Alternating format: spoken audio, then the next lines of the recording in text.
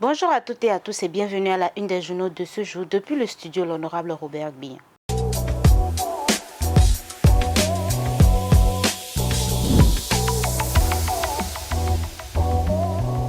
Démarrons surtout dans le kiosque avec le quotidien Maison d'Agla, le Béninois libéré, qui écrit aux manchettes. Propos inventés et mis sur le compte de Djogbenou par un pseudo-journal. La bêtise de trop a sanctionné. L'ODEM déçu prend ses responsabilités. Les victimes et les professionnels des médias attendent la hack. Le parquet de Cotonou attendu pour libérer les lecteurs de cette avalanche de une sans contenu. Le président Djogbenou fait un point de presse ce jour. En deuxième de une, criette a fait de 780 kg de cocaïne retrouvée dans l'un des magasins à Zarjan. Du nouveau dans le dossier. En troisième de une, lutte contre la cybercriminalité, 17 présumés gaïmans balayés de la circulation dans 3 départements. En bas de ce quotidien, vous lirez décentralisation. Atropo lance la phase nationale du prix d'excellence du leadership local. Dans les colonnes de ce quotidien, vous lirez intoxication alimentaire suspectée à la prison civile de Calavi. Des mesures prises pour élucider l'affaire. Dans l'oreille droite de votre journal Sénégal, Bassirou Diomaye Faye en visite religieuse. Passons à présent à Nord-Sud quotidien qui placade.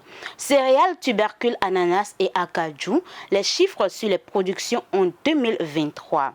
Bavure policier à Natitengou, 4 policiers et un civil en prison. Le potentiel, quant à lui, titre en manchette. Supposée candidature à pas forcée à la présidentielle en 2026, Joseph Djogbenou, victime d'un mensonge grossier, un journal prohibé en cause. Le fameux quotidien n'a aucune existence légale. Des actions pénales pour diffamation, une leçon à donner aux auteurs du tract. En deuxième de une, excès de zèle dans la répression contre les infractions au code de la route. La hiérarchie policière lance la purge des flics zélés. Arrêt de rigueur pour 5 policiers à Cotonou, 4 autres agents au Nouf à Natitengou. Le matinal placade.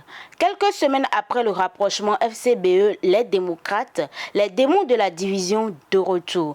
Paul Rompé. Nos amis ont commencé par nous vilipender. Pour mettre fin aux bavures policières, un député s'engage à porter une loi. Nous poursuivons cette une avec le quotidien Bénin Intelligent qui titre en manchette « Journée de mémoire et de réconciliation en Martinique ». Le maire Eugène Larcher expose le menu. En bas de votre quotidien, SL Janato, spécialiste en genre, paix et sécurité. Au nord Bénin, des femmes subissent des traumatismes qu'elles traînent dans le silence. Votre journal Le Leader du jour écrit en manchette. Ouverture de la première session ordinaire de l'Assemblée nationale au titre de 2024. Louis Vlavonou dans la dynamique d'un parlement de paix et de développement. Ouverture de la première session du GT de DAT. Le ministre Raphaël Akotegnon a officiellement lancé les travaux hier. La nouvelle tribune, quant à lui, placade. Police républicaine. Un recadrage systématique des troupes s'impose. Gouvernance au sommet de l'État. Ce que Talon a plus ou moins réussi en 8 ans. Nous sommes bientôt à la fin de cette présentation de une avec le quotidien Fraternité qui écrit en manchette « Mini-station dans les grandes agglomérations ». 7 mois après l'annonce, une implantation à tâtons. Encore des quartiers délaissés à Cotonou, Calavi toujours dans l'attente. Appel pour la libération de Joël Aïvom. 13 enseignants-chercheurs de l'UAC écrivent à Talon.